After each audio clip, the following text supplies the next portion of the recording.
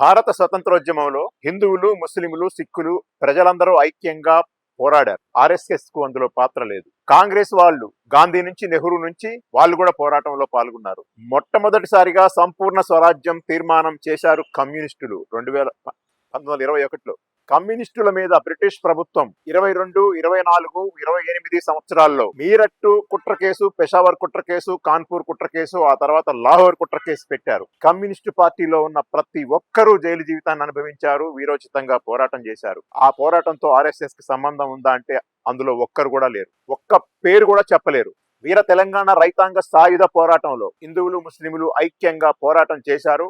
దొరలు, జగీర్దారులు, దేశముఖులు నైజాం నవాబుకు వ్యతిరేకంగా, రజాకార్లకు వ్యతిరేకంగా పోరాటం చేశారు. దాంట్లో కూడా ఆర్ఎస్ఎస్ కు ఎటువంటి పాత్ర లేదు. కమ్యూనిస్టులు 4000 మంది రైతు కూలీ తెలంగాణ బిడ్డలు ప్రాణాలు అర్పించారు. దాంట్లో కూడా మతోన్మాద శక్తులకి ఆర్ఎస్ఎస్, ముస్లిం లీగ్, ఎంఐఎంలకు సంబంధం లేదు. కాబట్టి మనం చరిత్రని అర్థం చేసుకోవాలి.